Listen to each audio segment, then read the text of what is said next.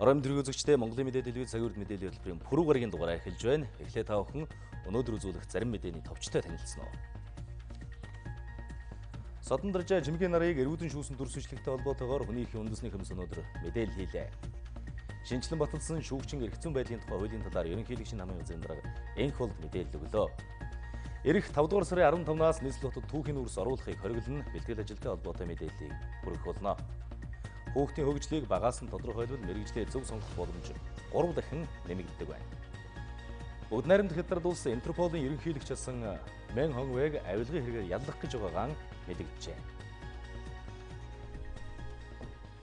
За эдгээр болон бусад мэдээний дэлгэрэнгүй та бүхэн өнөөдөр цагийн үрдээс хүлээн авч үзээрэй. Монгол улсын дээд шүүхийн ерөнхий шүүгч зоргийг өөрийнх нь хүсэлтээр албан тушаалаас нь чөлөөллөө. Тэрээр үүрэгт ажилласаа чөлөөлөгдөх хүсэлтээ өнөөдөр Монгол улсын ерөнхийлөгчд гаргаж түүнийг ерөнхийлөгч хүлээн авч зарлиг гаргасан байна. Тус зарлагт Цагийн зоргийг Монгол улсын дээд шүүхийн ерөнхий шүүгчийн албан тушаалаас өөрийнх нь хүсэлтээр чөлөөлсүгэ гэжээ.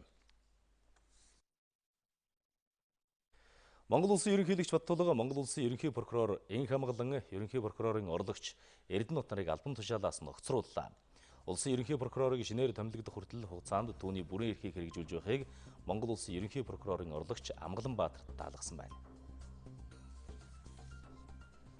Монгол улсын ерөнхийлөгч шүүхийн эрх зүйн байдлын тухай хууль, прокурорын тухай хууль, авилгын эсрэг хуульд нэмэлт өөрчлөлт оруулах тухай хуулийн төслийг улсын их хурлаар батлагдсантай холбогдуулан зарим байгууллагын удирдлагад зөвшөлтсгүүлэн томилуулах саналаа өнөөдөр игүүлэн татлаа. Тодорхойлбол авилгатай тэмцэх газрын даргаар даваа нэмийн даваа очрыг, дэд даргаар Жанжаагийн бат сайхныг тус томилуулах саналаа игүүлэн татаж улсын их хурлд дахин санал оруулах шийдвэр гаргасан байна. Мөн Александрын цэрэн содномыг Монгол улсын ерөнхий прокурорын орлогчийн албан тушаалд томилох асуудлыг зөвшөлдсөхөөр улсын их хурлд хүргүүлсэн саналаа игүүлэн татаж зөвшөлдсөх асуудлаар улсын их хурлд дахин хандах шийдвэр гаргаснаа улсын их хурлын дарга Зандан шатарт уламжилжээ. За төр нийгмийн нэр зүтгэлтэн зориг агсны хэрэгт яллагдсан Содон даржаа чимгээ нарыг эрүүдэн шүүсэн дүрсвчлэгтэй холбоотойгоор хүний эрхийн үндэсний комисс өнөөдөр мэдээлэл хийлээ.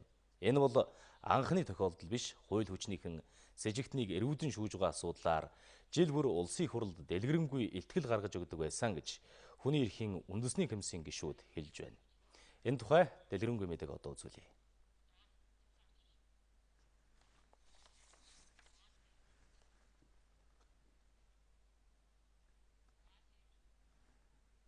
Зориг агсны амь насыг захиалгаар хөнөөсөн хэрэгт буруутгагдан шүүхээс ялын дээд хэмжээ авсан Содном даржаа чимгээ нар хэл сэргээр саатуулагдсан тухайга хүний эрхийн үндэсний комист удаа дараа мэдээлж өргөдөл өгсөн байна. За Содон даржаагийн хувьд бол эрмэгц 2 хүнтэй өрөөнд оруулсан гэж хэлдэг. Тэгээд тэр 2 хүн байнга дарамталдаг. Тэр нэг нь Амгаланбаатар байсан юм билээ. Чи энэ хэргийг хүлээ. Чи энэ хэргийг хүлээх юм бол 12 сар гэхэд суллагдана гэж хэлээд баахан юм зааж өгч хэлсэн байдаг. Тэгээ сүүлд нь 12 сар өнгөрөөд өмгөөлөгчтэй болоод өмгөөлөгч хэрэгтэн танилцаагүй чи энэ хэргийг хүлээсэн байна шүү дээ. Ингэсэн үгүй энэ асуудал ингэж байхаар нь би ингэж хүлээж гисэн ингээл. Тэгэл тэр үеэс эхлээд би ерөөсөө энэ хэрэггээгүй л гэдэг асуудал. Тэгээ өнөөдөр нэгэнт энэ асуудал яригдж байгаа учраас тэр хүний бичсэн гомдлын тэр юмнуудыг нь бол хэлхээс арга байхгүй. Өнөөдөр олон нийтийн анхаарлын дунд байгаа Содном даржаа чимгээ нарыг эрүүдэн шүүсэн дүрс бичлэгийг хүний эрхийн үндэсний комисс үзэж судлах юм байна. За энэ хэрэгтэй холбоотойгоор маргааш улсын хурлд илтгэл өргөн барихаар болжээ. Ерөнхийдөө энэ цагдаа орох төвүүд дээр хорхон ангууд дээр хийж байгаа бичлэгийг ямар нэгэн маргаан гарсан тохиолдолд бид нар үзнэ. Үзэж ширсэн. Танай Монгол улсад эрүүдэн шүүлтийн нөхцөл байдал үнэхээр одоо бодитоор оршин тогтнож байна гэдгийг Нэгдсэн улсын байгууллагын хүний эрхийн зөвлөлдөр өөрөө тайлангаа гаргаад оруулсан. Энэ бол эрүүл шүүлт амсан хохирсон иргэдийн ганц л баримт. Жилд хүний эрхийн үндэсний комист 600-аас 700 гомдол ирж байгаа. За үүний 60 гаруй хувь нь эрүүл шүүлттэй холбоотой гомдол байдаг гэдгийг тэд хэлж байна. Тиймээс 2001 оноос хойш өнөөдрийг хүртэл улсын хурлд өргөн барьсан 17 илтгэлдээ хүнийг хэрхэн тамлан зовоож байгаа хохирогчийн асуудлыг тодорхой тусгаж байсан гэж мэдээлсэн юм а. Хүний эрхийн үндэсний комисс хүчний байгууллагын эрүүл шүүлттэй холбоотой олон гомдлын мөрөөр холбогдох газруудад хүсэлт гаргаж байсан гэвч шийдэгдсэн ганц л хэрэг байдаг байна. Нэг аймгийн анхан болон дав залдах шатны шүүхэрд хуулийн байгууллагын ажилтан одоо хүнийг нохоо шиг дөрвөн хөллүүлээд амд нь чулуу зуулгаад тэгээ одоо сумын гудамжаар ингэж авч хэрэг хүлээлгэсэн юм хэрэг байгаа юм. Тэгэхээр энэ дээр аймаг орон нутгийн шүүхүүд нь болохоор энэ эрүүдэн шуулт биш гэж үзээд тэгээд шийдсэн хэргийг улсын дэд шүүх анх удаа энэ уран цэцэг шүүгч даргалж агаад олон улсын гэрэг хорионц хэрэглээд энэ эрүүдэн шүүхийн энэ бол эрүүдэн шүүх зүйл мөн байна гэж зүйл ангийн өөрчлөлт шийтгэжсэн юм тохиолдол байгаа. Хүчний байгууллагын эрүүл шүүлт хэрэгжилж байгаа энэ асуудлыг 2014 оноос өмнө улсын ерөнхий прокурорын дэргэдэх Мөрдөн байцаах алба шалгаж байсан. Гэвч энэ алба татан буугдсанаар хүний эрхийг ноцтой зөрчиж байгаа тохиолдлууд нэмэгдсэн гэдгийг хүний эрхийн үндэсний комиссийн гишүүд мэдээллээ.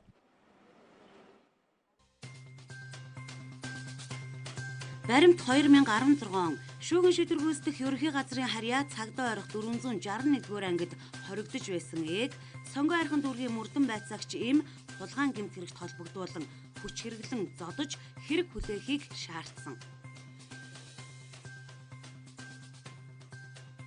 Баримт 2017 он Иргэн өг Булган аймгийн хэсгийн төлөөлөгч албан өрөөнд цахилгаан бороохоогоор зодож дарамт шахалт үзүүлэн хийгээгүй хэрэг хүлээлгэсэн.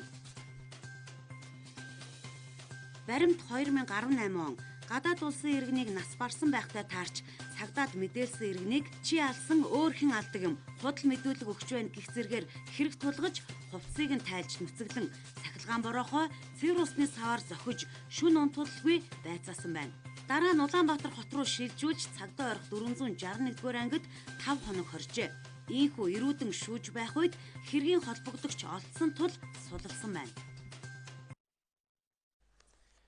Хууль хүчнийхэн сэжигтнийг эрүүдэн шүүж байгаа энэ мэт олон гомдлын мөрөөр хүний эрхийн үндэсний комисс судалгаа хийж улсын хурлд 17 удаа дэлгэрэнгүй илтгэл өргөн барьсан байдаг. Хүний эрхийг ноцтой зөрчиж байгаа ийм гажуудлыг цэгцлэхийн тулд мөрдөн шалгах ажиллагаанд эрс өөрчлөлт хийж баримт нотлогоон суйрлан гэмтргийг илрүүлэх шаардлагатай байгааг хүний эрхийн мэргэжилтнүүд хэлж байлаа. Төр нийгмийн зүтгэлтэн зоригийн амь насыг хүрсэн хэрэг илэрхгүй байгаа нь хууль шүүхийн байгууллага улс төр эдийн засгийн бүлэглэлд үйлчилдэг хувилдааны тогтолцоог бий болгосныг харуулах жишээ гэдгийг ерөнхийлөгч хөндөж шүүгчийн эрх зүйн байдлын тухай хуульд болон холбогдох бусад хуулинд нэмэлт өөрчлөлт оруулах хуулийн төсөл санаачилж өчигдөр орой улсын их хурл хэлэлцэн баталсан. Энэ нь үндсэн хуульд харьшилж байна гэж зарим гишүүн тайлбарлаж байгаа. Үүнд ерөнхийлөгчийн хамгийн газрын дарга энх хулд дараах тайлбарыг өгч байна. Авилгатай тэмцэх газрын дарга дид дарга нарыг одоо бүрэн эрхийн төлөвлөлцүүлэх тухай санал эсвэл огцруулдаг зүйл дээр нь үндэсний аюулгүй байдлын зөвлөмжийг улсын их хурлд оруулсан болдог гэдэг үг нэмсэн байна. Тэгэхээр томилох хэрэгтэй байгууллага улсын их хурл нь шийднэ. Шүүгчийн эрх зүйн байдлын тухай хуулинд 2 өөрчлөлт орсон байна. Нэгдүгээрх нь үндэсний аюулгүй байдлын зөвлөмж гарснаар шүүгчийг төлөвлөлцүүлэх одоо хэрэг чалгаж байгаа авилга авсан ч байдаг юм уу зоригийн хэргийг нөгөө залхаан цэвэрлүүлэхэд оролцсон ч байдаг юм уу ийм юм сэжиглэгдэж байгаа шүүгч байх юм бол үндэсний аюулгүй байдлын зөвлөмжөөр төлөвлөлцүүлэх эсэх асуудлыг шүүхийн ерөнхий зөвлөл шийднэ. Ерөнхийлөгч шийдэхгүй. Үндэсний аюулгүй байдлын зөвлөмж гарсан бол заавал хэлсэн гэдэг үг оруулсан байна. Тэр нь бүх шатны шүүхийн ерөнхий шүүгчийг хугацаанаас өмнө огцруулдаг. Дээд шүүхийн ерөнхий шүүгч бол 6 жилээр томилогддог. Тэрийг хугацаанаас өмнө огцруулж болно гэсэн хариуцлага тооцож. Бүх шатны шүүхийн ерөнхий шүүгч 3 жилээр томилогддог. 3 жилийн хүлээхгүйгээр огцруулж болно гэсэн. Ийм нэмэлтүүдийг хийсэн. Яагаад үндсэн хууль зөрчөөгүй вэ гэхээр томилгоо хийх хэрэгтэй байгууллагууд нь өөрсдөө шийдэхээр аюулгүй байдлын зөвлөмж бол гарч болно. Тэрийг авахгүй юу гэдгээ өөрсдөө шийднэ гэдэг миний чуулган дээр ярьсан тайлбар бол яг л тэрний дагуу хууль гарсан өөрчлөлт өгөх учраас тэр тайлбараар бол цаашд явна. Ерөнхийлөгч бодлого улсын ерөнхий прокурорын орлогчийн албан тушаалд цэрэн судмыг томилох асуудлыг улсын хурлын дарга Зандан шатартай зөвшөлдсөөр энэ даваа гарагт албан бичиг хүргүүлээд байсан. Үүний дараа цэрэн судмын ёс зүйн асуудалтай холбоотой бичлэг олон нийтэд хүрсэн учраас хуулийн дагуу өөр хүний нэрийг оруулах харуулжээ. Улсын хурлын ээлж тус чуулганы өчигдрийн нэгдсэн хуралдаанаар нийгмийн бодлого боловсрол соёл шинжилгээ ухааны байнгын хорооны даргыг сонгох асуудлыг хэлэлцэж, улсын хурлын гишүүн оюун хурлыг тус байнгын хорооны даргаар сонголоо.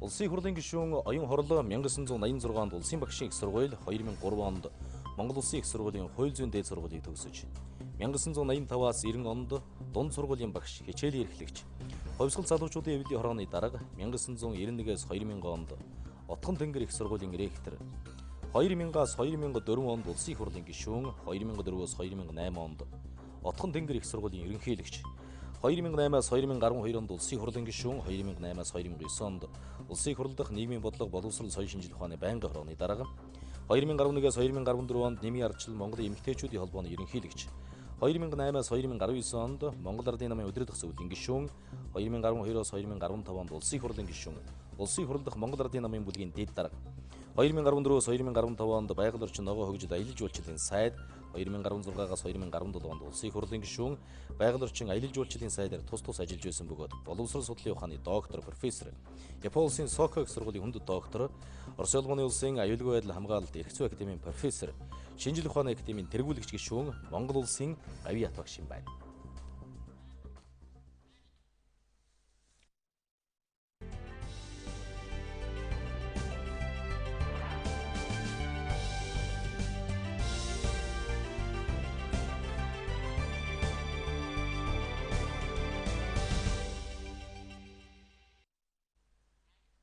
Бидний сонгуульж байгаа тагонд баярлалаа.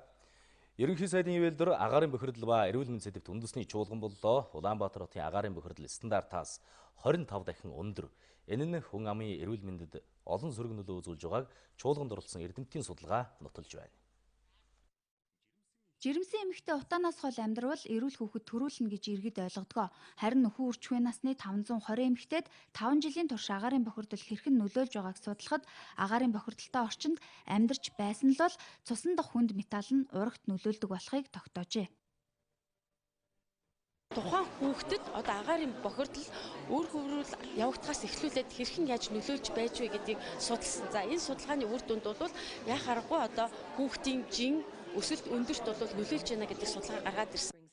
Иргэдийн 80% нь гэр доторх агаар бохирдолгүй гэж ойлгодог байна. Гэтэл гадна болон дотор орчны агаарын чанарт ямар ч ялгаа байхгүй гэдгийг судалгаагаар нотолжээ. Дотоод орчны агаарын чанар болвол яг гадаад орчинтой адилхан бохирдолтой, маш өндөр бохирдолтой байна. Энэ бол орон сууцны бүх өрөөнүүдэд ижил байна. Гэр хорооллын гэрийн айлуудад ч юм уу хашаа байшинд амьдарч байгаа айлууд ч гэсэн ижил байгаа. За энэ одоо орчинд амьдарч байгаа иргэдийн одоо насанд хүрсэн иргэдийн цуснд хар дуглаг, кадми, мөнгө ус бол тодорхойлогдож байна. Энэ бол одоо аюултай түвшинд байна гэж ойлгож болно. Яг л ийм байдлаар агаарын бохирдол нийслэл хотын иргэдийн хэнийг ч ялахгүй өвчлүүлж байна. Тодорхойлбол амьсгалын замын өвчлөлийн 53%, зүрх судасны өвчлөлийн 20%, уушигны хавдрын 40% нь агаарын бохирдлоос үүсдэг болохыг судлаачид сануулж байлаа.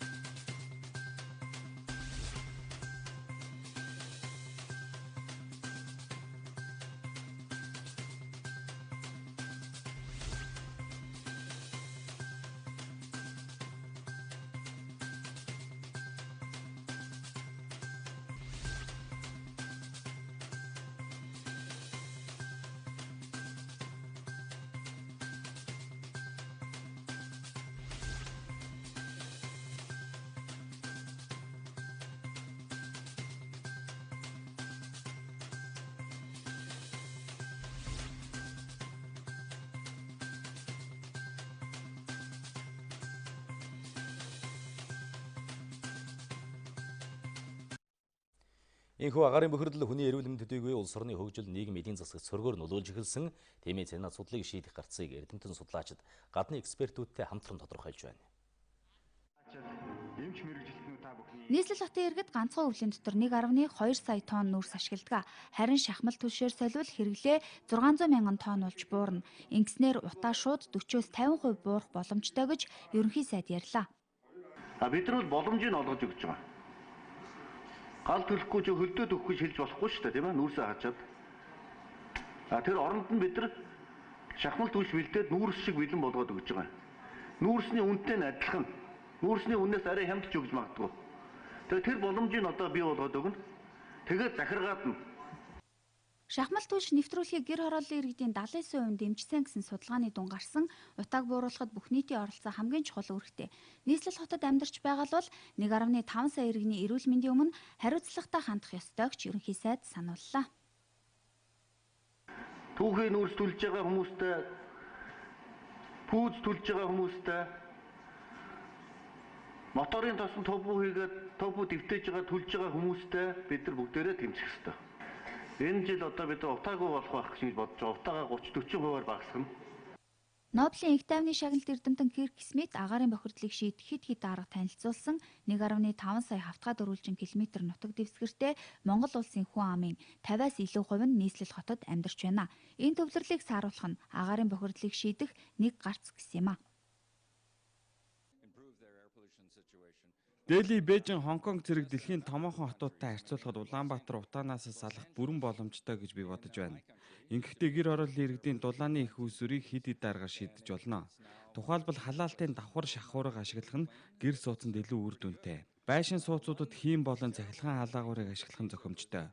Хамгийн гол нь нийслэл хот руу ирэх орон нутгийн нүүдлийг хязгаарласны дараа энэ бүхнийг хийхгүй бол яндангийн тоон нэмэгдсээр л байх болно гэж бодож байна. Ийхүү тал талын оролцоонд суурилсан судалгааны дүнгуудээ нэгтгэж үндэсний чуулганаас зөвлөмж гарган засгийн газарт хүргүүлэх юм байна. Цаасан дээр буусан ч амьдрал дээр хэрэгжээгүй хөтөлбөр бодлогын бичиг баримтуудын жишээ манайд олон бий. Үүний нэг нь шинэ бүтээн байгуулалт дунд хугацааны зорилт хөтөлбөр юм. Тэгвэл яг энэ асуудлыг хөндөж өнөөдөр төрийн ордонд хэлэлцүүлэг боллоо. Улаанбаатар хотыг бүх аймгийн төвтэй хатуу уучлалтай авцамаар холбож бүрэн дуусаагүй байна. Замын төвжирэлч буураагүй.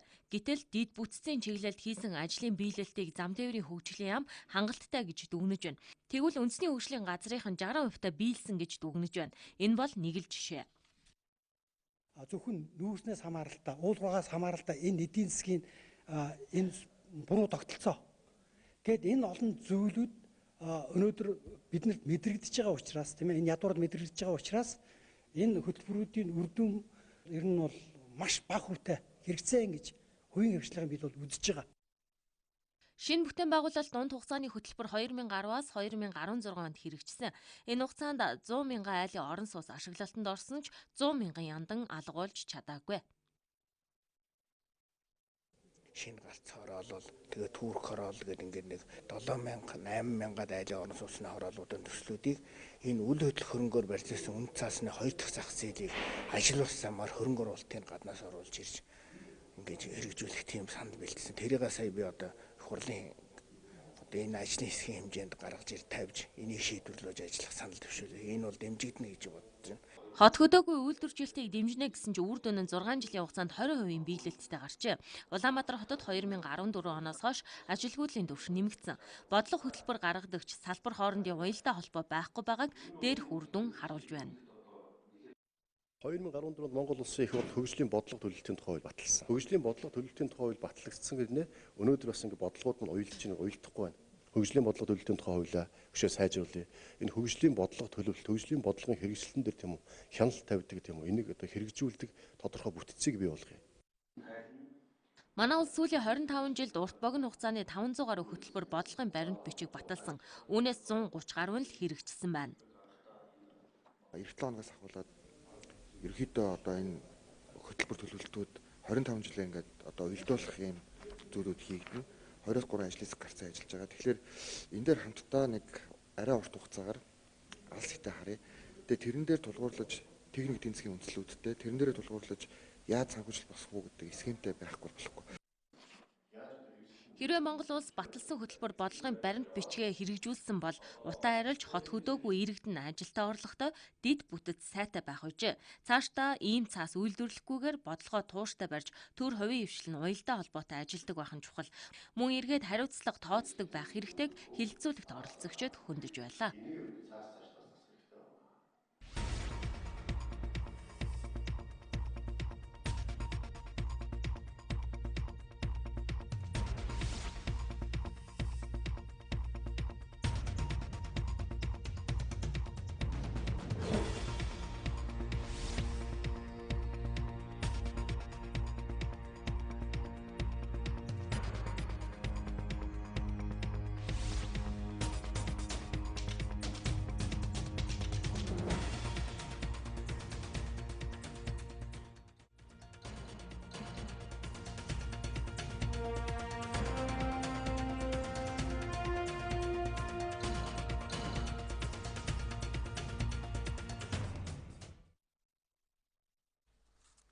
Цагийн Хүрд хөтөлбөр энэ 7 хоногт мэрэгжил сонголт сэдвээр цуврал сурвалжлага хүргэж байна. Барууны орнуудад хүүхдийн тархины хөгжлийг судлаад ирээдүйд ямар мэрэгжил эзэмшвэл амжилт гаргаж болохыг тогтоодог. Энэ мэрэгжилтэй ажилгүйчүүдийн тоог бууруулах гол арга зам болдог байна. Харин манай улсад ийм тогтолцоо бүрдүүлэх боломж байна уу? Энэ тухай бид сурвалжлалаа. Эцэг эхчүүд бага насныхаа хүүхдүүдийг өдөр бүр ажиглаж байх нь чухал. Жишээ нь тоглох, ярьж хэлж байгаа үг, үйл хөдлөх гэх мэт зүйлсийг ажиглах нь ирээдүйд ямар салбарт амжилттай ажиллах вэ гэдгийг тодорхойлох шинж чанар болдог гэдгийг судлаачид хэлж байна. Багшийг сургууль хүүхдийн оюуны чадамжийг тодорхойлж хоцрогдолтой төвшинг илүү сайжруулах хөтөлбөрийг хэрэгжүүлж байна. За насны төвшөнд бас ямар шүү байдлаар тоглож байна. За хүүхдүүдийн харилцааны чадвар бас ямар байна.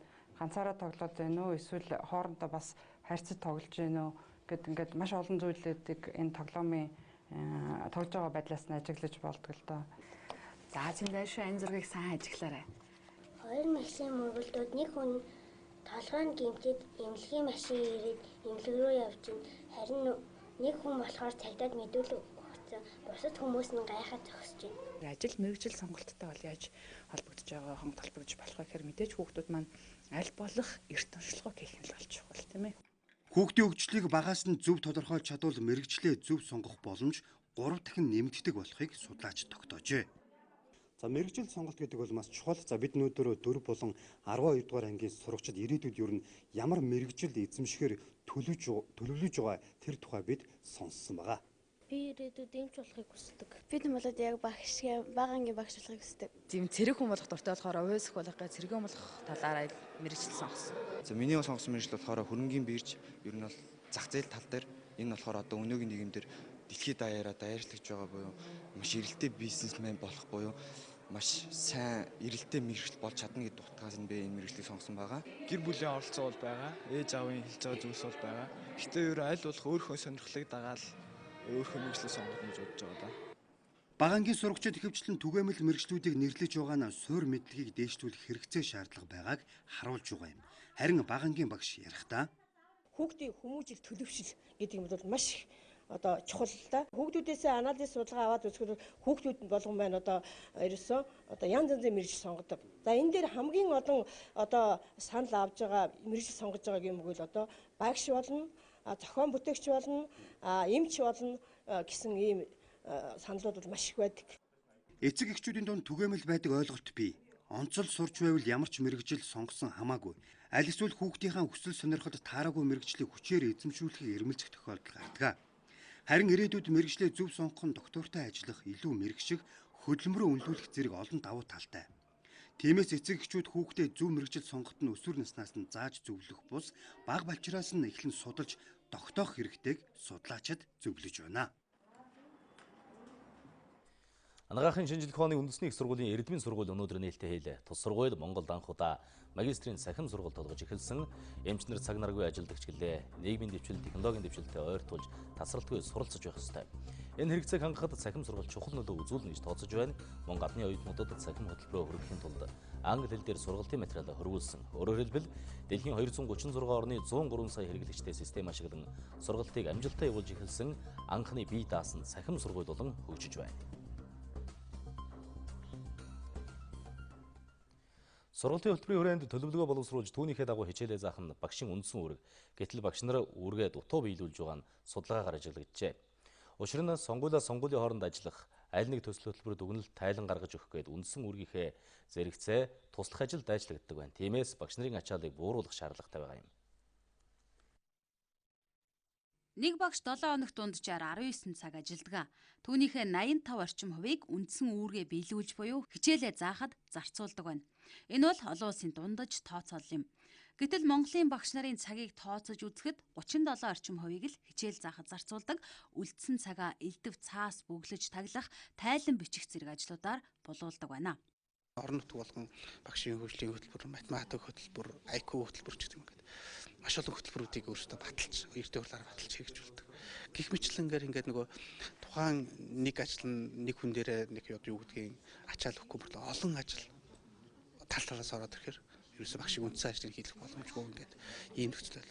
Тэгэхээр багш өөрөө үндсэн ажлаа хийж чадахгүй, хичээлийн цагаа 100 ашиглаж чадахгүй болохоор энэ багтааж чадаагүй агуулга, шинээр орж чадаагүй агуулга яг хүүхдийг бие даалгахаар өгдөг, гэрийн даалгавар өгдөг. Тэгэхээр яг хүүхэд дахиад нөгөө хүүхдийн ачаал нэмэгддэг. За энэ бол багш нараас өөртөөс нь авсан судалгааны дүгнэлт юм байна. Дүгнэлт ч өөрөө асуудлыг шийдэх арга замыг заажээ. Тухайлх юм бол жилд хэдэн зуугаар тоологдох олимпиад тэмцээнийг цөөлөх, багшийг аль нэг байдлаар өөр ажлуудад дайчлахыг багасгах гэх зэргээр цаасны ажил гэж нэрлэдэг байгаа жагсаалтыг цөөлөх шийдэл юм. За тун удахгүй эхний шийдвэрүүдийг салбарын яам гаргахаар бэлтгэж ажиллаж байна. Сайдын тушаал гарна. Ер нь энэ нэг маш олон төрлийн энэ хүүхдүүдийг багш нарыг дайчилдаг энэ ажил, арга хэмжээ, уралдаан, олимпиад энэ юмнуудыг зогсоохоос өөр арга байхгүй. Энийг нэлээд тийм журмалж яахгүй шинжлэхгүй болохгүй байгаа. Нөгөө талаар багш нарыг янз бүрийн ажил арга хэмжээнд дайчилдаг энэ асуудлыг бол зогсооно. Бүх аймаг нийслэлийн засаг дарга нар, бүх шатны засаг дарга нарт одоо чиглэл өргүүлнэ. За энэ шийдвэрүүдийн араас цөм хөтөлбөрийн агуулгад саяхан хийсэн судалгаанд үндэслэж 10 орчим хувийн тохируулга хийхээр салбарын яам зэхэж байна. 3 дугаар ангийн монгол хэл, 9 дугаар ангийн химийн хичээлийн агуулга судлахад хүнд дахин задлах шаардлагатай байгаа учраас цөм хөтөлбөрийн зарим хэсэг тохируулга буюу шинжилэл хийнэ. За энэ нь нэг талаас багш нарын ачааллыг бууруулахад ч бас нөлөөлнө гэж тооцож байна. За ямар тач эрх хичээлийн шинжилд багш нарын ачаалал эрс буурсан байна гэж харж байна. Техник технологийн политехник коллеж олон улсын магадлалын итгэмжлэлийг 2 дахь удаага хүртлээ. 2007 онд Аз намхан далайн бүс нутгийн магадлалын итгэмжил хүртсэн анхны Монгол сургуулиудаас нь тус хамт олон бүс нутгийн орнуудтай өрсөлдөхөөс болохоо дахин баталж байна. Олон улсын магадлалын итгэмжил авна гэдэг нь тухайн сургуульд суралцсан төгссөн хүмүүс мэргэжлэрээ гадаадд ажиллах, гадны сургуулиудтай ижил хэмжээнд боловсрол эзэмших боломжтой болно гэд олон давуу талтай. Нийт 7 үзүүлэлтээр улс орны сургуулиудыг үнэлэн итгэмжлэл олгодог байна. Дээрээс нь хариуцлагатай байхыг шаарддаг байна. Чадамжид суурилсан сургалтын тогтолцоо гэж өгчөөд энэ тогтолцоо маань юунд чиглэсэн бэ гэхээр ерөөсөө суралцагчдыг ур чадвар сургах, мэрэгжлийн ур чадварт. Тэгээд тэр маань дэлхийн түвшинд хүрэх ийм зорилго хөтөлбөрийн яамнаас тавьдаг. За манай сургуулийн хувьд ч гэсэн эрхэм зорилготой олон улсын чиг хандлагад нийцсэн өрсөлдөх хөрвөх чадвартай мэрэгчлээ ажилтан бэлтгэнэ гэдэг. Тэгээ энэ утгаараа бол бид нар энэ зорилгоо бол үнэхээр ханган биелүүлж чадж байгаа гэж ингэж үзэж байгаа. Манай улс 2005 онд Аз намхан далайн бүсийн орнуудын хүний нөөцийн хөгжлийн засгийн газрын хоорондын байгууллагын 19 гишүүнээр илссэн. Ингэснээр манай улсын ихтэй сургууль болон мэрэгжил сургалт үйлдвэрлэлийн коллежууд олон улсын магадлалын итгэмжлэл авах эрх нээгдсэн байна. Магадлалын итгэмжлэл хийх нь олон давуу талыг бий болгодог. Тухайлбал сургуулийн сургалт хүний нөөцийн чадамж сайжирдаг. Мөн төгсөгчд нь бусад улс оронд ямар нэгэн шалгуур үзүүлэлтгүй ажиллах боломжтой болдог юм а. Техник технологийн политехникийн коллеж энэ хугацаанд нийтдээ 12,000 гаруй мэрэгчлэлтэн бэлтгэн гаргажээ. Төгсөгчдийн 60% нь ажлын байртай болдог байна.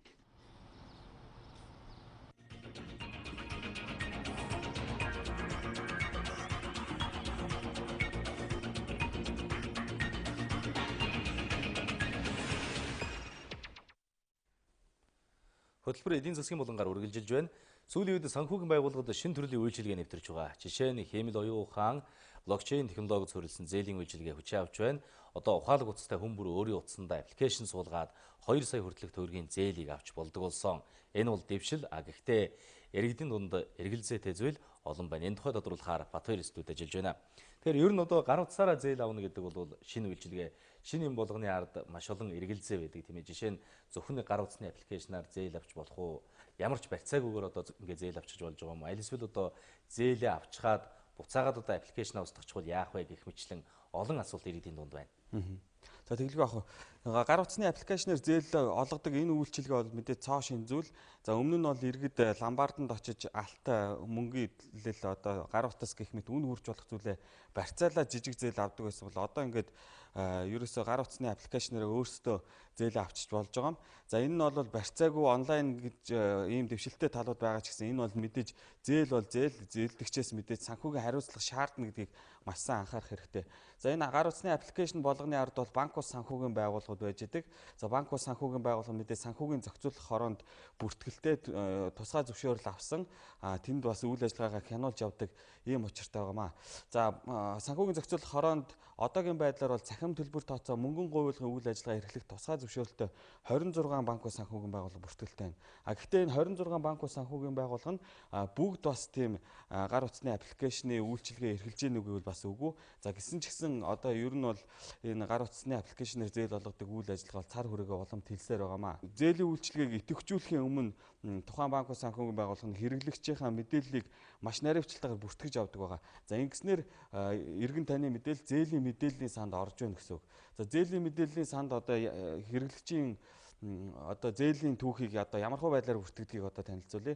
За 15 хоног хүртэл одоо тухайн иргэн төлөлтөө хийх хугацаанд хийгээг хоногоо хэтрүүлсэн бол хэвийн ангилалдаа авч үздэг юм байна. За 90 хоног хүртэл хэтрүүлсэн бол хугацаа хэтэрсэн зээлийн ангилалд авч үздэг. За 91-ээс 180 хоног хүртэл хэтрүүлсэн бол хэвийн бус ангилал. За 181-ээс 360 хүртэл хоног хэтрүүлсэн бол эргэлзээтэй. За 361 хоногоос дээш хоногоор зээлээ төлөх ёстой байсан хугацаанд төлөхгүй хэтрүүлсэн тохиолдолд бол муу зээлийн ангилалд шилжиж байгаамаа. Зээлийн мэдээллийн тухай хууль гэж байгаа. За энэ хуулийн дээр бол мэдээж арилжааны банк санхүүгийн байгууллага хадгалан зээлийн оршууд бол мэдээлэл зээлдэгчдийнхаа мэдээллийг нийлүүлэхээс гадна өөрсдөө тэндээс мэдээлэл авч ажиллах үүрэгтэй. За энэ хүрээндээ бол одоо энэ онлайн зээл буюу энэ аппликейшнаар дамжуулаад олгож байгаа бага хэмжээний зээл болгон зээлийн мэдээллийн сан руу тухайн хувь зээлдэгчийн түүх болж очиж байгаа. Тийм учраас зээлдэгч иргэд аж ахуйн нэгжүүд маань бол бас энэ дээр нэлээд анхаарч ажиллах хэрэгтэй. Одоо онлайнаар авснараа бол энэ зээл бишээч гэдэг юм уу тийм ээ зээлийн мэдээллийн санд очтгүй гэдэг байдлаар тийм тэгж ойлгож болохгүй. Тэгэхээр банк бол заавал энэ зээлийн мэдээллийн санд байгаа энэ мэдээллийг үндэслэж зээлээ олгох ёстой юу? Энийг яг хуулиндаа ямар зохицуултаар журмалж шийдсэн байна? Зээлийн мэдээллийн санд үндэслэж зээл олох эсхээ шийднэ гэсэн яг тийм хууль журам бол байхгүй. Гэхдээ мэдээж бол арилжааны банк хадгаламж эзэмшигчдийн хоримтлал хөрөнгөн дээр үндэслэж үйл ажиллагаагаа явуулдаг. Тэдний өмнө тодорхой хариуцлага хүлээдэг гэдэг утгаараа энэ олгож байгаа зээлийн чанартай анхаарах нь зөв хэрэг. За тухайн зээлдэгчийн одоо өмнөх зээлийн түүхүүдийг судалж тэндээс бол тодорхой эрсдэл харагдаж байвал тэнд одоо бас зээл олгохгүй илүү найдвартай зээлдэгчид зээлээ олгох эрх нь бол банкнд байгаа. Банк бол өөрийнхөө эрсдлийг тооцоолоод энэ улс санхүүгийн сахилга баттаад зарим зүйлд алддаг одоо ийм санхүүг хэрэглэгч байна гэж үзэх юм бол олохгүй байх бол боломжтой байна. Нөгөө талаар энэ нэг талаар бол бас банк санхүүгийн байгууллагыг хамгаалж байгаа хэрэгсэл. Нөгөө талаар бас хэрвээ та санхүүгийн сахилга батгүй байх юм бол та энэ мэдээллийн санд ороод дараагийн хүндрэлтэй болох юм байна шүү гэсэн одоо мэдээлэл авч. За ер нь бол иргэд одоо зээлийн мэдээллийн сан гэж ийм зүйл байдаг. Энд өөрийнх нь тухай мэдээлэл хадгалагдаж байдаг гэдгийг мэдэхгүйгээс болж за бас энэ зээлийн мэдээллийн санд муу түүхтэй болчихдог. За тэгэнгүүтээ дараагийн санхүүгийн үйлчилгээгээ авч чадахгүй байна гэх гомдлыг бол өдөртөө Монгол банкнд 30 гаруй иргэн гаргадаг байна. За хэрвээ энэ зээлийн мэдээллийн санд муу түүхтэй болчих юм бол энэ муу түүх нь одоо 6 жилийн турш хадгалагдаж байдаг. За өөрөөр хэлбэл одоо иргэд санхүүгийн хариуцлагагүй байдлаасаа болоод энэ муу зээлдэгчийн ангилалд орчих юм бол 6 жилийн турш санхүүгийн үйлчилгээгээ хязгаарлуулах ийм эрсдэл байна гэж харагдаж байна. За эдийн засгийн буланг бат 2 хөргөлээ. Дараагийн мэдээ танилцуулъя. Энэ сарын 25-26-ны өдрүүдэд МЮОНРТ-ийн 2 автомашинд хилээр экспортлж байгаа нүүрсэндор 1745 ширхэг заард харахны арьс, 836 ширхэг тарвагны арьс, 750 кг буюу 1000 гаруй ширхэг тэмээн тавхайг нууж улсын хилээр нэвтрүүлэхийг завдсан байна. Гайлын ерөнхий газрын харьяа гашуун сухай дахь гайлын газрын байцаагч нар үйлдэлийг илрүүлж харьяаллын дагуу шилжүүлжээ. Нийслэлийн иргэдийн төлөөлөгчдийн өнөөдрийн хуралдаанаар нийтийн тээврийн үйлчилгээ зардалтай холбоотой асуудлыг хэлэлцсэн салбарын үйлчилгээг хариуцлагатай болгох карт борлуулах цэгийг нэмэгдүүлэх зэрэг ажлуудад төсөв хуваарлахаар шийдсэн байна. Энэ онд багтаж нийтийн тээврийн салбарт парк шинжилт хийхээр төлөвлөж байна.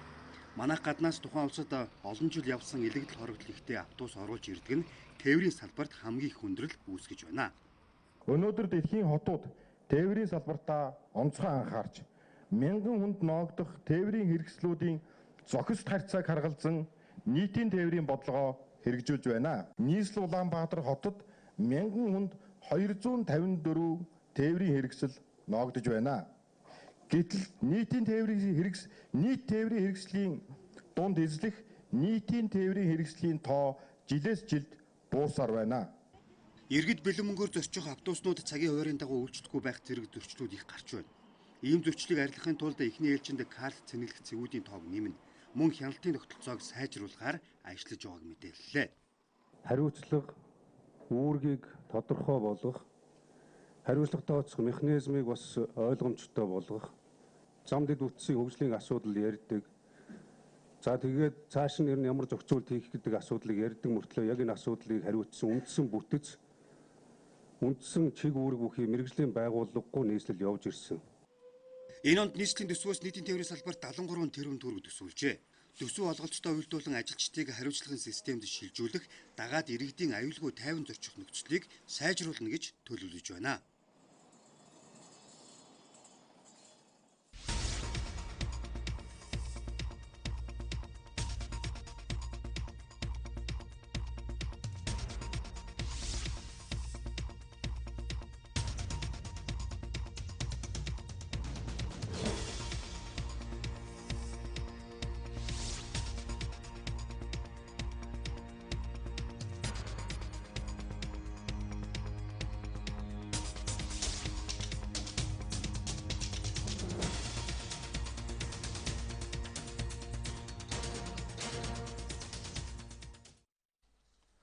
Сонсголын бэрхшээлтэй хүүхдүүд мэс засалд орсныхоо дараа хэрхэн сонсож байгааг тогтоох боломжтой боллоо. Өмнө нь сонсголын аппараттай дунгийн суулгацтай хүүхдүүдийн сонсголын төвшинг тогтоодог нарийн багаж манай улсад байгаагүй. Харин их хүүхдийн эрүүл мэндийн үндэсний төв Америк нэгдсэн улсын сонсгол бууралтай хүүхдийн дэлхийн сангийн тусламжтай орчин үеийн тоноглох үе сонсгол хэмжих кабинеттэй болсон байна. Сонсож байна уу? За сонсгол хийгээрэй. За сонслоо. Баяр хүргэе сонслоо. Ийм кабинет байхгүй байхад эмчнэр бусад аргыг ашиглан сонсголын төвшинг ойролцоогоор л тогтоох боломжтой байсан. Харин одоо дунгийн суулгац тавиулсан болон сонсголын аппараттай хүүхдүүдийн сонсголын төвшин хэрхэн нэмэгдэж байгааг тогтоохын тулд дуу чимээнд үзүүлж байгаа хариу үйлдэлийг хэмжиж байгааг үзэгчдээ харж байна. Энд хүүхэд тоглож байх зуртал сонсголын төвшингөө нарийн тогтоолгох боломжтой.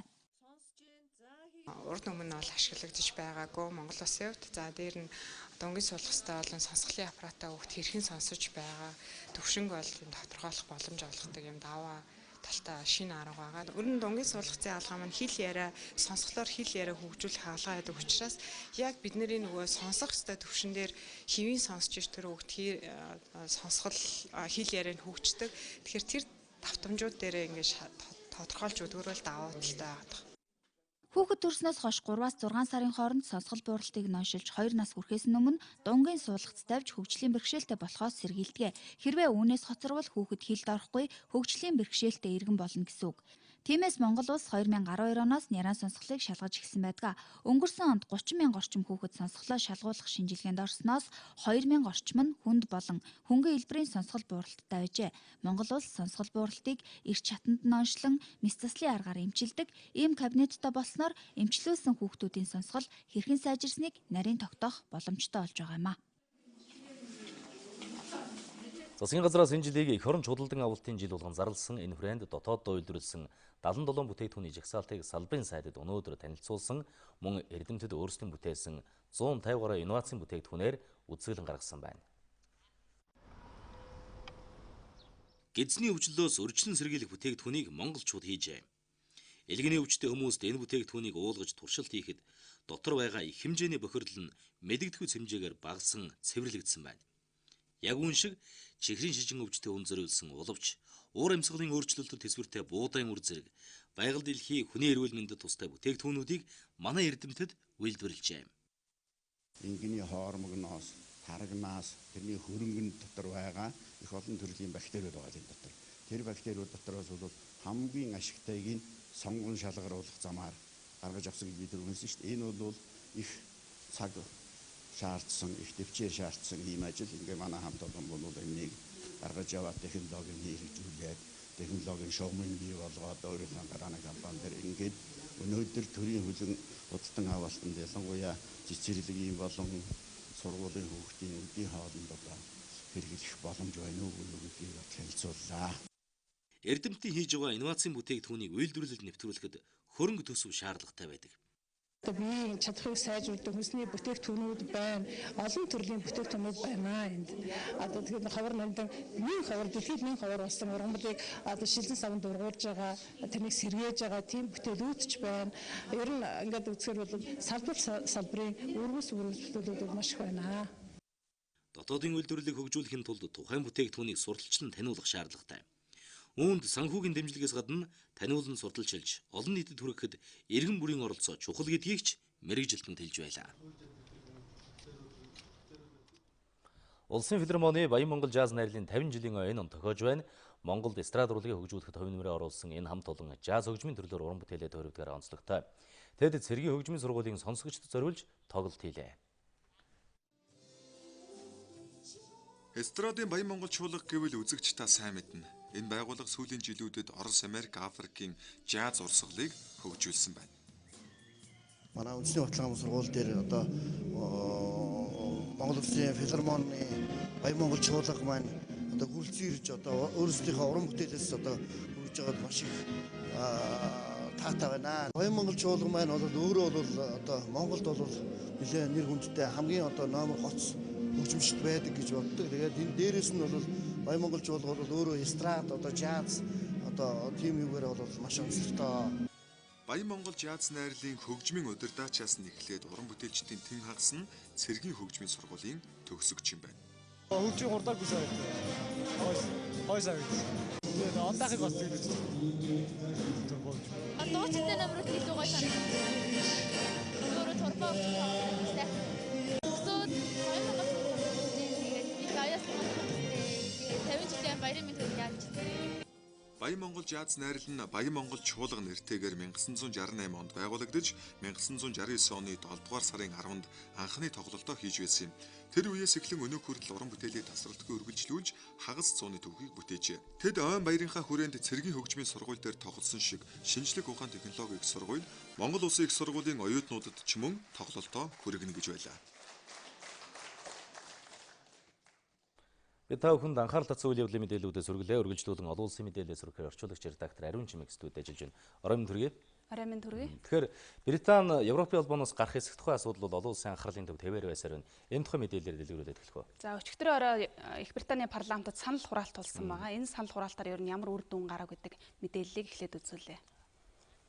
За Их Британий парламентын Brexit буюу Европын холбооноос Британи гарахтай холбоотой бүх хувилбарыг хүлээж авсангүй. За Brexit-тэй холбоотой цаашид авах одоо арга хэмжээний 8 хувилбарыг засгийн газраас санал оруулсан боловч парламентын гишүүдийн олонхын дэмчилгээг авч чадаагүй байна.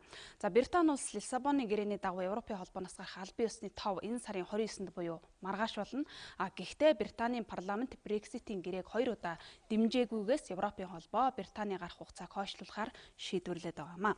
За тэдгээр 8 саналд Brexit-ийн асуудлаар Европын холбоотой байгуулсан хэлэлцээрийн үр дүнг батлахын тулд дахин бүх нийтийн санал асуулга явуулах, Brexit-ийг нэг мөр зогсоох, гэрээ байгуулахгүйгээр Европын холбооны бүрэлдэхүүнээс гарах, Британи Европын чөлөөт худалдааны холбоонд элсэх, Европын эдийн засгийн бүх одоо гишүүнчлэл болоод Европын Галлийн холбоонд оролцоогоо бас хэвээрүүлдэх, гэрээ байгуулах боломжгүй болсон нөхцөлд бол Европын холбоотой хөнгөлөлттэй нөхцөлтөөр худалдааны хэлцээрүүд байгуулах зэрэг хувилбарууд багтсан юм байна.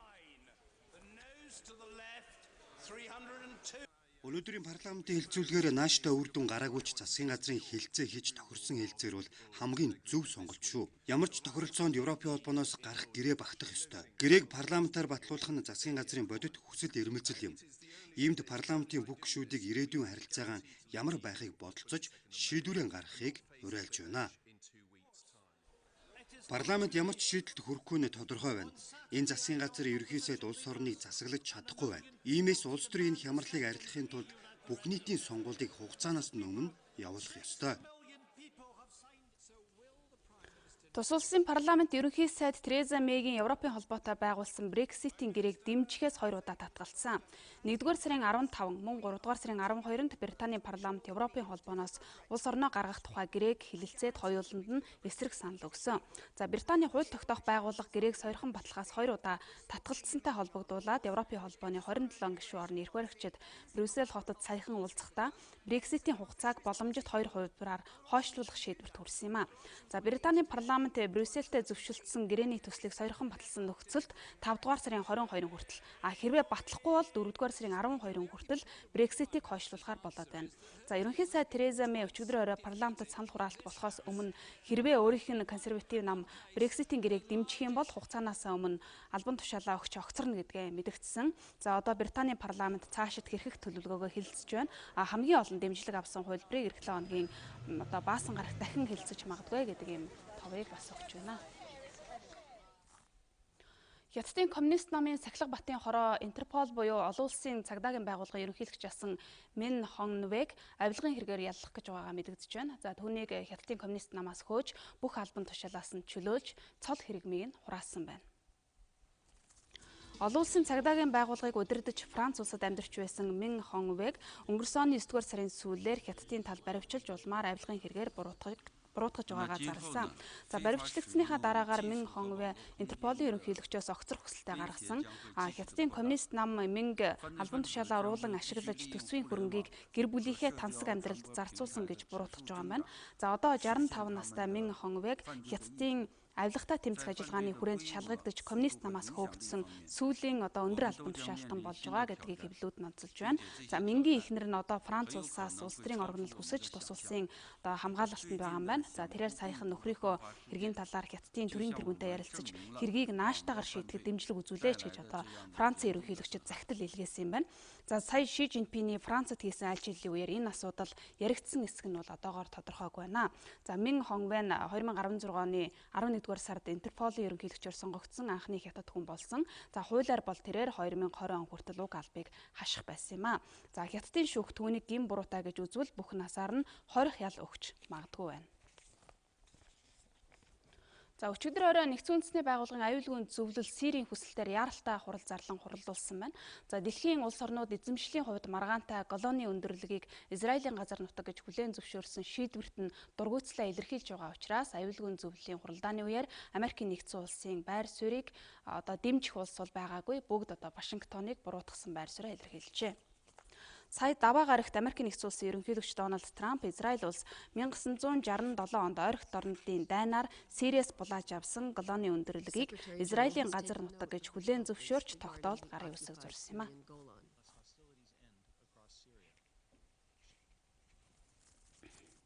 Сирийн иргэний дайн дах өрөндийн оролцоо бол Израилийн булаан эзэлсэн Арабын газар нутгийг хамгаалах, эзлэн түрэмгийлэл цаашид үргэлжлэх нөхцөлийг бүрдүүлэхэд чиглэсэн.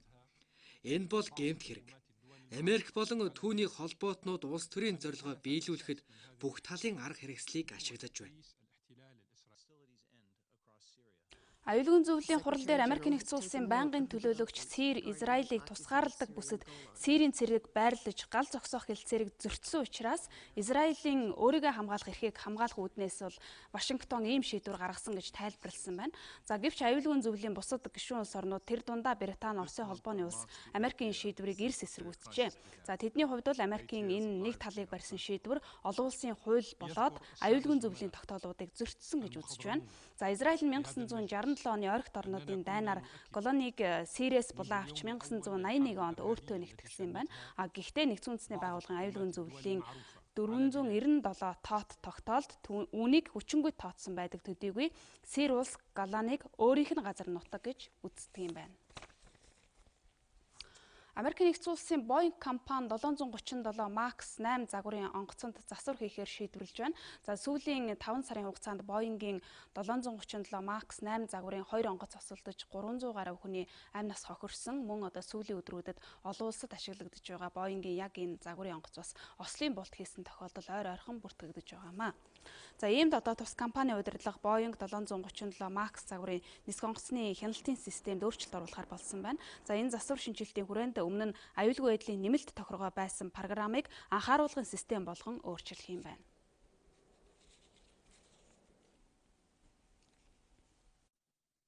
Бид дахиж осол гаргахгүй төлөө бүх талын нөөц бололцоогоо дайчлан ажиллаж байна. Мөн манай зах зээл итгэх итгэлийг дэлхийд даяар сэргээх, аюулгүй найдвартай хөлөг бүтээх хамлалтаа дахин нотлохын төлөө чармаан ажиллаж байна. Энэ сарын ихээр Этиоп улсад Boeing 737 Max 8 загварын онгоц осолдож 157 хүний амь нас ирсэдсэн. Үүнээс өмнө өнгөрсөн оны 10 дугаар сард Индонезид мөн л Max 8 загварын онгоц 189 хүнтэй яваад осолдсон зэрэгт үндэслээд дэлхийн олон улс орон Boeing-ийн яг энэ Max 8 загварын онгоцыг нислэгт ашиглахаа түр хугацаанд зогсоож байгаа. За Америкийн засаг захиргаач гэсэн Max 8 загварын онгоцыг аюулгүй гэсэн баталгаа гаргахаас нааш нислэгт ашиглахгүй байхаар шийдвэрлсэн. Одоо олон улсын хамтарсан баг дээр хоёр осол юунаас болсныг тогтоохоор мөрдөн шалгалтыг явуулж байна. За шинжээчид уг онгоцонд хөдөлгөөний үйлдэлээс сэргийлэх үүднээс онгоцны хамрыг доош татдаг автомат системд асуудал байна уу гэдэгт гол анхаарлаа хандуулж судалгаа хийж байгаа гэдэг мэдээллийг талуудаас өгч байна. Өнөөдөр олон улсын хүрээнд анхаарал татж байгаа гол үйл явдлын мэдээллүүдээс танилцууллаа. Жимиг тав хүндрүүлээ үргэлжлүүлэн спортын мэдээ хүргэхээр ерөөлт студид ажиллаж байна. За тэгэхээр өнөөдөр ямар мэдээллүүдийг үзэгчдэд онцолж хүргэх хэрэгэлдэг вэ? За орой мэндэргээ. За эхлээд манай их орон төрүүлсэн онцлог үйл явдлын мэдээллийг хүргэхээр бэлтгэлээ. Бүхий төрлүүдийн 23 хүртэлх насны Аз ТV-ийн аврах шалгаруулах тэмцээн энэ сарын 21-ээс 24-ний өдрүүдэд Улаанбаатар хотод болсон мөлий. За тэмцээний дараа Монголын чөлөөтхийн үндэсний шгшаа багийн тамирчид тус тэмцээнд оролцсон зарим орны бөхчүүдтэй хамтарсан бэлтгэл сургуулалт хийж эхэллээ. Чөлөөт бүхийн 23 хүртэлх насны тамирчдын Аз ТV-ийн аврах шалгаруулах тэмцээнд 11 орны баг тамирчид өрсөлдсөн. Эдгээр орнуудаас бүгд найрамдах Хятад ард улсын, Өвөр Монголын өөртөө зас хорон, Сингапур, Эминий тамирчид Монголын бөхчүүдтэй 14 хоногийн хугацаанд хамтарсан бэлтгэл хийх юм. За бид тамирчдаас олон улсын хамтарсан бэлтгэл хэр үр дүнтэй байгааг тодрууллаа. Ер нь орон орны тамирчид бол өөр барилдын хэв маягтай байдаг. Тэр хэв маягаас нь суралцсан юм да. Өвөр Монголын тамирчид бол хөл мэх сайтай тиймэрхүү байна. Орон орны тасгалжуулагч багш нар ер нь манай Монгол тамирчдад ямар зөвлөгөө ер нь өгч байна? Орон орны одоо энэ Өвөр Монголын багш нар бол хөлийн тийм мэхэл зааж байна. Одоо хоёр орн нийлээд одоо юу ч та өөр өөрийнхөө мөрөгдлүүдийг солилцоод өөрөө шин мөрөгдөл мөхсраад одоо заримдаа мөрөгдөл мөхтөр барилдаан дээр буруу алдаа оноо гарсаар багш нараа сургаагчид тэгээд залруулж өгч байна. Монголын чөлөөт бүхийн холбооноос жил бүр Mongolian Open олон улсын нээлттэй тэмцээнийг зохион байгуулдаг. За энэ тэмцээн ирэх 4-р сарын 6-наас 8-ны өдрүүдэд нийслэл хотноо эхэлх юм. За олон улсын энэхүү хамтарсан бэлтгэл нь Mongolian Open тэмцээний өмнөх сүүлийн эрчимтэй бэлтгэл сургуулилт болж байгаа юм. Одоо эрхэм үзэгч та бүхэндээ хөлбөмбөгийн солилцоо 8-ны мэдээлэлээс хүргэе. Монголын мэдээ телевиз даваагаас баасан гарагт өдөр бүр 11-ээс 14 цагийн хооронд мэдээллийн шууд хөтөлбөрөөр хүргэж байна. Монголын мэдээг DD-шийн 7, Sky Media-гийн 11, Univision-ийн 13, Сансрын 3, MNBC кабелийн 41 дэх сувгаас хүлээн авч үзээрэй.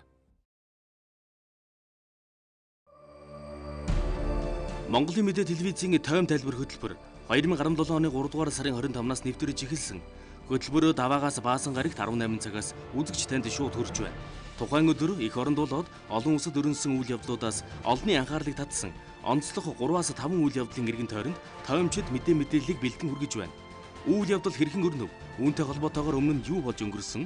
Ирээдүйд хэрхэн өрнөх хандлагатай байна вэ гэдгийг тоймчид олон талаас нь анализ хийж үзэгчдэд дүгнэлт хийх боломжийг олгосон бүтэн 1 цагийн хөтөлбөрийг өдөр бүр алгасахгүй хүргэсээр байна. Монголын үндэсний олон нийтийн телевиз 50 жилийн түүхтэй Монгол улсын болон олон улсын хагас 100 жилийн түүхийн дуу дүрсний үнэт тарихыг бидэнд байна. Энэ бол тойм тайлбар хөтөлбөрийн гол агуулгын нэг хэсэг юм. Монголын мэдээ телевизийн тойм тайлбар хөтөлбөрийг тойм жалдан гэрэл, цэнд, сэтгүүлч үр зайх, олон улсын тоймч цогтоо, төвшин жаргал, редактор Ариун Чимэг нар үзэгч танд хүргэж байна.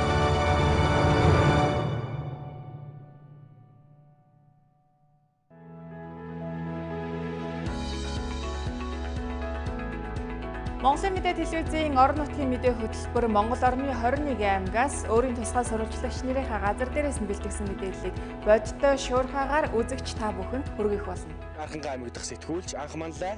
Монголын мэдээд сурвалжлагч Саран Чимэг. Монголын мэдээ сувгийн сурвалжлагч Наран Цэцэг. 2017 оны Монгол улсын шилдэг аймаг Өмнөг аймагаас Дархуул аймаг дахь сурвалжлагч Буян шиг мэдээлж байна. Улсын хөгжил сумаас сумын хөгжил багаас эхэлнэ. Говьалтай аймгийн 18 сум 2 тосгон 84 багийн ард иргэдийн аж амьдрал Цагийн мэдээллийг 200 га талбайг нь хашаажуулж 22 хуудгийг гаргахнэ. Онцлог үйл явдлын мэдээллийг бэлтгэн хүргэнэ. Орон нутгийн мэдээ хөтөлбөрийг үзэгч та бүхэн даваа савг баасан гаргуудын 19 цаг 40 минутаас хүлээн авч үзээрэй. Нийгэм дөрнөж байгаа хамгийн их анхаарал татсан ард иргэдийн эрх ашигтай холбоотой сэдвийг халуун сэдэв нэвтрүүлгээр онцолдог. Олон талын их сурвалж үйл явдлын газар дээр нь очиж иргэдийг бид сонсно. Иргэн таны эрх зөрчигдөж байвал бидэн танд. Авилга, ашиг сонирхол, чимээг өргсөн хууль бус шийдвэр, хүүхдийн эрх гээд олон сэдвийн хүрээнд ард иргэдийн өмнөөс бид асуух болно. Халуун сэдвийн сурвалжлагыг 7 хоног бүр их сурвалжуудтайгаа уулзсан нэвтрүүлгээ бэлтгэж байна. Бидний хамгийн гол их сурвалж нь иргэн та. Баасан гарагийн халуун сэдв нэвтрүүлэг танд хүрэх боллоо. Олон улсад томоохон бүтээн байгуулалт чиглэг бүтээгдэхүүн хөгжүүлэлтийн санхүүжилтийг хөрөнгөний зах зээлээс босгодог жишг байдаг. Монголын хөрөнгөний зах зээлч бас сүүлийн жилүүдэд эрчимтэй хөгжиж байгаа. Хөрөнгөний зах зээлийн талаар илүү дэлгэрэнгүй мэдээллийг шин тутам эдийн засгийн аймаг та бүгд хүргэх болно. Дотоодын банкны салбарт одоогийн байдлаар 10 гаруй арилжааны банк үйл ажиллагаа явуулж байна. Энэ салбар санхүүгийн зах зээлийн нийт активын 95%-ыг дангаар эзэж байгаа юм а. Банкны салбартай холбоотой сүүлийн үеийн мэдээллийг эдийн засгийн тойвоор. Монгол улсын эдийн засгийг 2018 онд 5%-аар, 2019 онд 6.3%-аар өснө гэсэн тооцооллыг олон улсын валютын сангаас гаргаад байна. Бид эдийн засгийнхаа өсөлтийг тогтвортой байлгахын тулд юун дээр анхаарч хэрхэн ажиллаж байна вэ? Эдийн засгийн тойм олон улсын шинжээчид эдийн засагчдын байр суурьтайгаар хүргэх болно.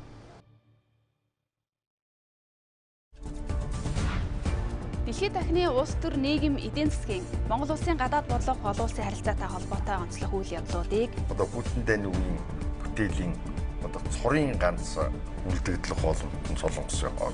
Угаасаа Орос өөрөө Трамптэй буруу тооцоо тавьсан. Олон улсын харилцаа бол их нарийн төвөөртэй болж байна. Монголын болоод олон улсын дипломат төлөөлөгчид эрдэмтэн сулаачдын тайлбар дүгнэлт байр сууриар тэр сүнитүүдийн үзэл бодлыг шашны зөрчлийн тааштай. Оросууд бол тодорхой хэмжээний агц гарлаа нагцсыг улам батжуулах хэрэгтэй. Хятад улс байгуулагчдын 100 жил бол олон өнцгөөс бодит үндэслэл бүхий ил тод тайлбартаагаар Бям гарагийн дэлхийн дахин тойм хөтөлбөр үзэгч танд хүрэх болно.